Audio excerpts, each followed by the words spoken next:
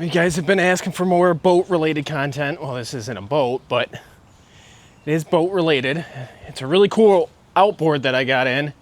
It is a old Honda that I got. This is a 1980s, and it's a 4-stroke. And the part number on here is a B100S. Look at that. It's a little beat up. And it's been sitting confirmed for at least 15 years. So today we're going to dig into this and see if we can get this working.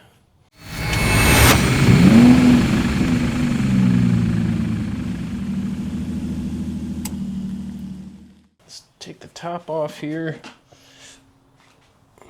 Put the cowl somewhere. Carburetor is easy to get to. This is a 2-cylinder. Here's our oil. Here's the back of that cowling. 4-stroke CDI Honda. Pretty cool little engine. All right, let's check the oil first, see if there's anything in here.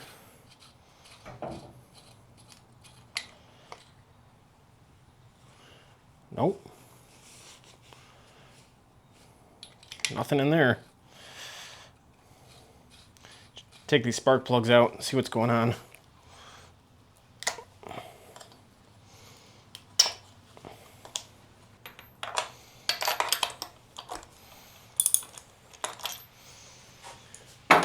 Let's see what we got here. Oh, covered in oil. These are NGK D6HA plugs. That one too doesn't look bad at all. I'm just coated in oil. Let's pull this over a few times and see what's going on.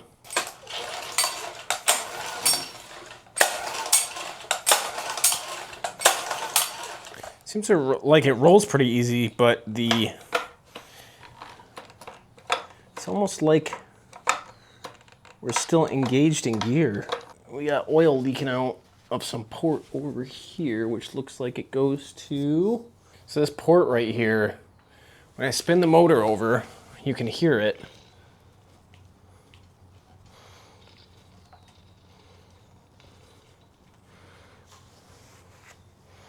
There's oil leaking out of it.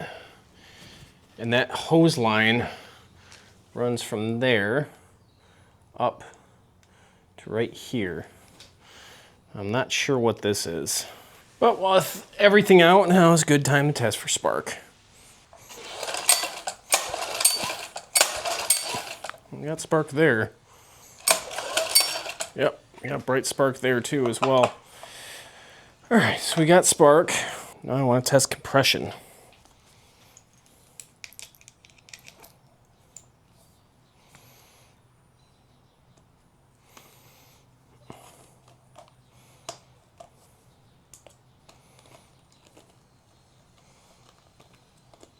Can you sit anywhere? All right, we're just gonna let it dangle down for a minute. I pull this over a couple times.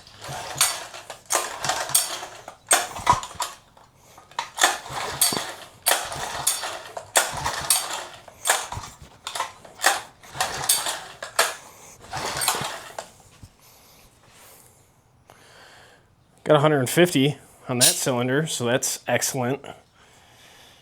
Let's see what we get on the other ones. That one's right about the same, 150 PSI. So as far as compression goes, these are great. I kind of want to see inside the cylinder and see what's going on. Got my cheap endoscope out.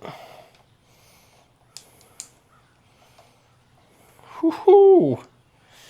Yeah, look at all that oil sitting there at the bottom. See it there? It's a lot of oil.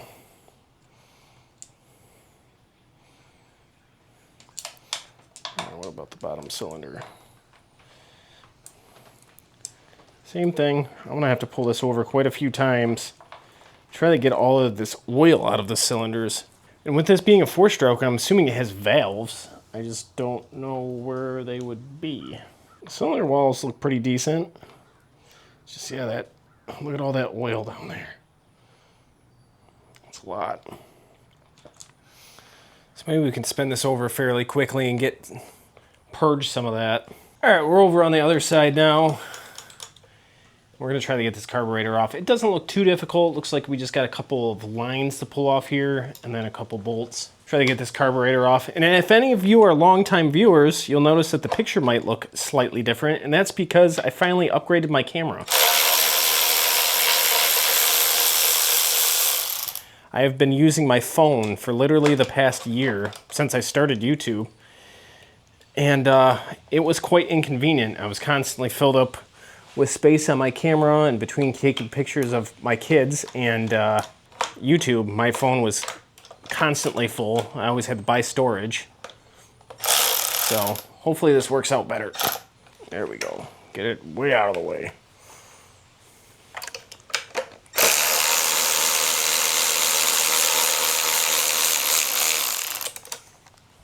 Solve that problem.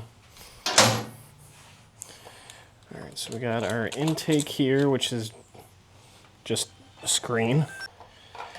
All right, I got the carburetor free here. I'm going to get this over on the bench, take a look at it, and hopefully it's not too much of a disaster. All right, let's take a look in here.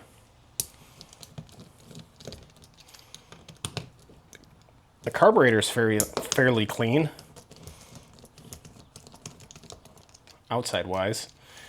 But that's probably because outboards have those covers on them, or the cowling. Not really much of anything in here.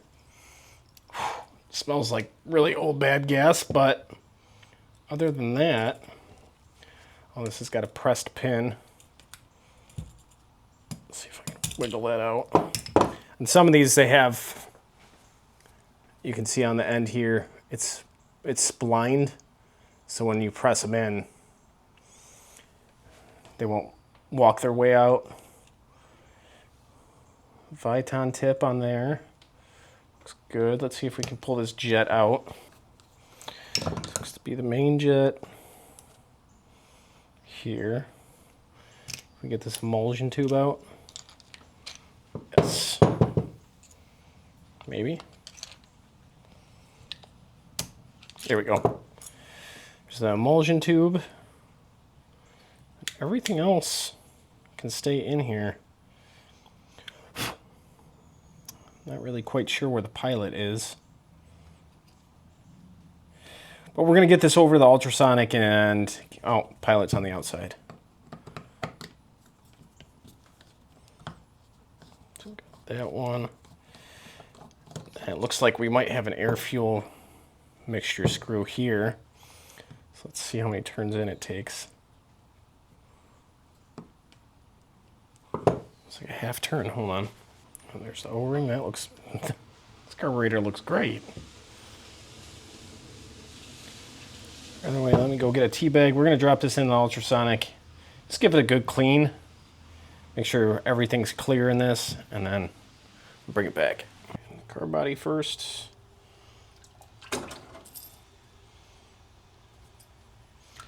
And the jets. Alright, see you guys. 15 minutes. Well, while that ultrasonic is going, we might as well put some oil in here. Don't know how much it takes, but we can keep checking every once in a while. It says that this engine's supposed to take 10W30, so that's what this is. 10W30. Full synthetic super tack. Yep, we're right up to full. It actually took a little bit more oil than I thought it would. Alright, time to get these plugs back in. Everything back out of the ultrasonic. Everything looks just as new as when it came out. Now, I don't know if this carburetor is an aftermarket. There's no stampings on here that would tell me what kind of carburetor it is. And typically, I mean, the casting looks kind of rough. Everything about this kind of tells me that this might be an aftermarket carburetor. And I think old Hondas, they used either Kian or... either way, they used Japanese carburetors. They didn't use just some off-the-wall brand. Especially with this being a mid-80s. So that might be a reason why this thing can't run right either, is because, you know, this aftermarket, some aftermarket carbs just do not work. Yeah, this might have not, the original carb probably was clogged up and they probably just we're like, oh, I'll just slap a new carb on it. And sometimes it works, sometimes it doesn't. So when I was blowing through this, it was allowing air to escape out of here. So you have to plug this side, because I don't think this, like I said, I think this is an aftermarket carb. I'm not gonna hook up the main fuel line because we're going to put an external on. The one thing that I'm finding about this carburetor that is not making any sense is we have a port here and a port on the backside here. There's nothing for these to go to, and if they're just left open, that could present a vacuum leak. So I'm wondering if we're going to have to plug those off. All I did to make these little plugs is I just heated up some Tygon line, used a pair of pliers to seal it off, and then cut it. And that should act as this little seal on there. Again, I don't know what those do, but to me, they just are gonna be vacuum leaks. All right, I got this plumbed up to some external fuel. Let me open this up. Let the float bowl fill for a second. Got the choke on. Give it a few pulls.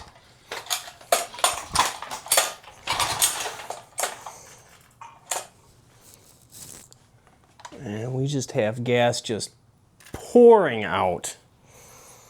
Well, that's not good. That's not good at all. All right, well, gotta dig back into the carburetor, see what's going on.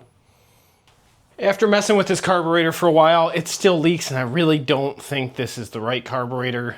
It's very similar, but I found this isn't the OEM one, because that one was like $300, but I found one that was very comparable to the OEM one, and it looks very similar, but it doesn't have these ports on the side. The choke is a little bit different. It doesn't have two gas ports. So I believe this one should be a better fit for this engine. So I'm gonna get this one off, get this one on, and see where we're at. All right, got the new carburetor hooked up. Let's connect fuel to it now and see if we get any leaks. Let's give this thing a few little tugs and see what happens.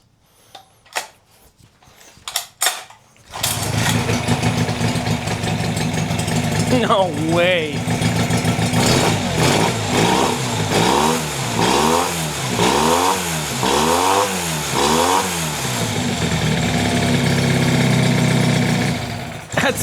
That started immediately. That's awesome. Woo! She's smoky. All right, we got a few other things that we got to check on it. I think that's all it was. That aftermarket carburetor was probably just not good. Let me get the actual fuel line connected to this. Get this external off, because I actually have a tank for this one. I was running 2-stroke gas just because I wanted to make sure that those cylinders were nice and lubricated. So before we go into changing or looking at this oil in the lower unit, I just want to show you something. Usually there's water intakes vents here on most engines. On this one though, I believe that is it down there, that little trailing edge with that screen. I believe that is the water intake for the cooling on this one. So I'm not going to be able to hook a hose up to this one. I'm going to have to put it in a bucket to run it. A 5-gallon bucket should fit right over that, right? Sure. All we're going to do here is I just want to get a look at this lower end unit oil, see if there's any moisture in it, and check the level. All right, broke that free. I just want to see a little bit of oil come out of here. Yep, we got oil, not water, so that's good. All right, I got this rig set up. I got a bucket on a battery. I'm sure this will go over great. Let's give it some choke. Let's hit the primer bulb a couple times. So we're good there. We're in neutral. All right.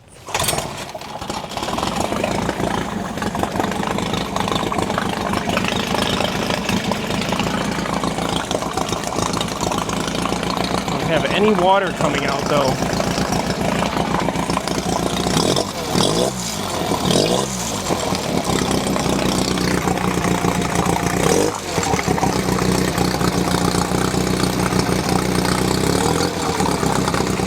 know if water has to be forced into it for it to come out. Let's go for it. Whoa.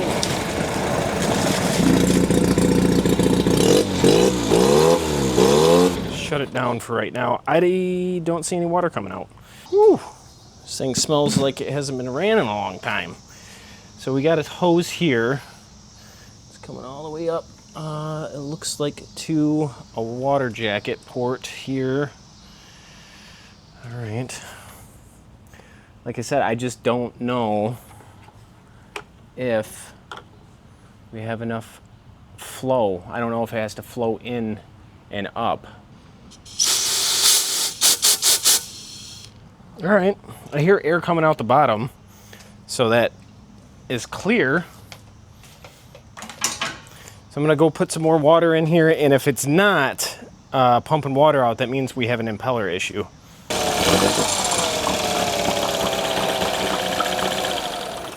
No, we have no water coming out, so it seems like we probably have an impeller issue. Great. All right, so I'm gonna have to look into that and see if I can order a new impeller. Got the new impeller in. Look how tiny that thing is. This should work good though. We have to drop the lower unit oil, unfortunately. Undo some bolts and we should be able to drop this lower end.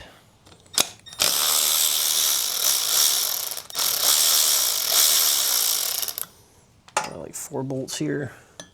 All right, let's just give this thing a few little love taps and see if it pops down. There we go. Okay, so what I think we have to do is, if you look in here, right back there, you see that pin with the cotter pin on it? That is the shaft linkage. I believe we're gonna have to pull that pin just so we can slide that lower unit down, because it feels like it's connected right now.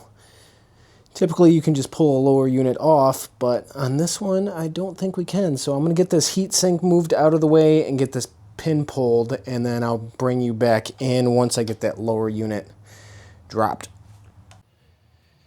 All right, that pin was not fun to get out. So my recommendation is get this pin out first before you attempt to drop the lower, because if you don't, you're gonna struggle like I just did. All right, so when the lower unit drops, if you have this straight up and down, you're not gonna be able to get this rod out. This is the rod. It goes on top of here and spins. This lower unit needs to drop all the way down to get this out. So with that out now we can take these 4 bolts out, or actually I think it's 6. And then this cover should pop off, exposing the impeller.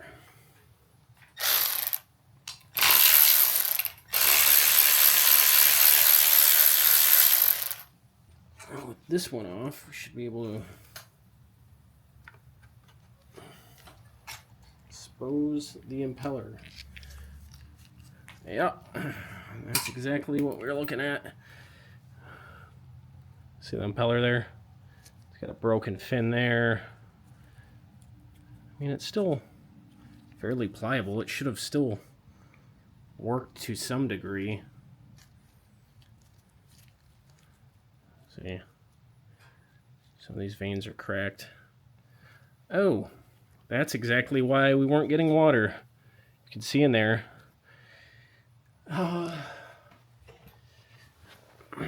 Right there, that vein was stuck right where the water gets pumped through.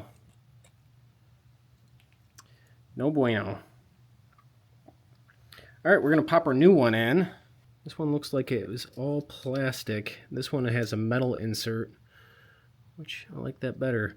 I'm just gonna take a little bit of like a light coating of grease to put on the outside of this, just so it's easier to slide back into this portion. I'm just gonna coat the inside here with a little bit of grease.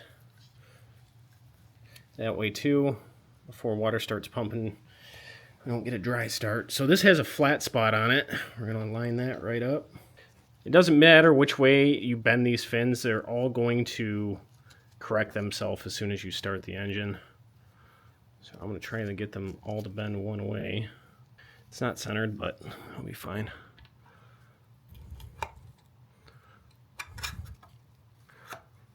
That's back in.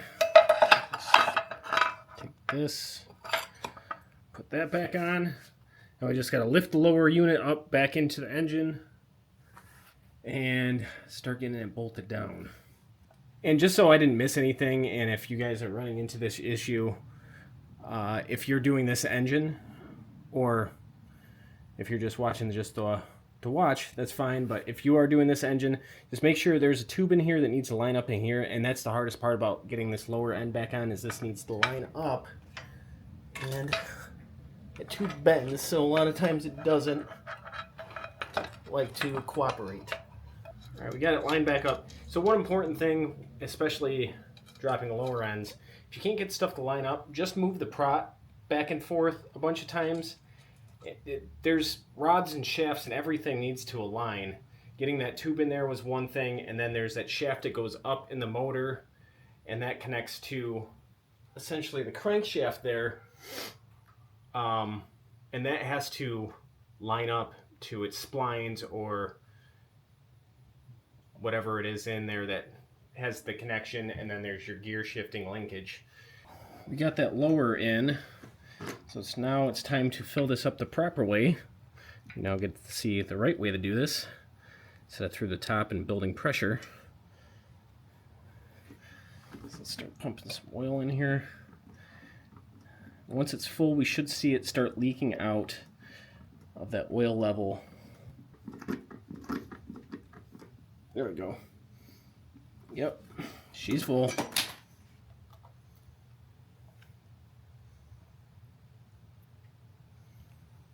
All right, we're all good. Just got to get this top linkage hooked back up. But as you guys can see, it is getting late. And I'm going to wrap this up. So, and I'm just getting absolutely swarmed by bugs. So I'm going to wrap this up for tonight, and then tomorrow morning we'll dig back in. Well, no, we won't dig back in. Everything should be done. We'll take this back outside and we'll give it a start and see if we're pumping water. All right, we're set back up again. Got the hose, or got the water, got the fuel primed. Let's give this a little choke.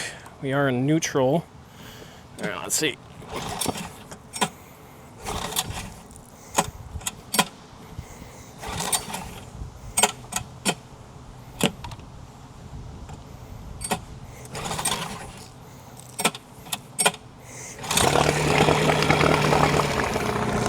There we go. Okay.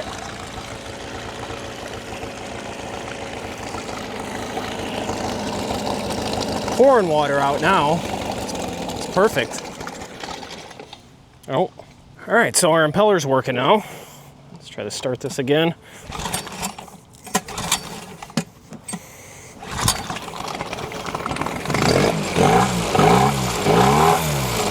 There we go.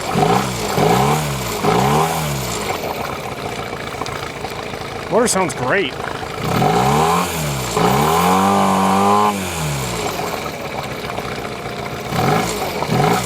As soon as I put this into forward or reverse, all of the water is going to come out.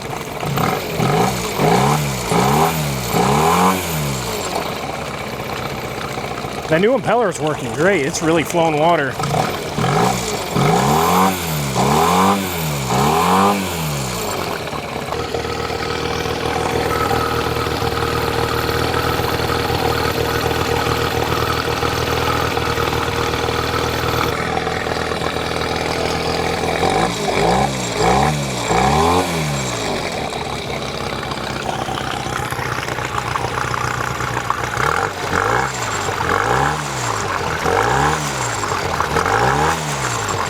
Watch as soon as I shift it. Yep, there it goes.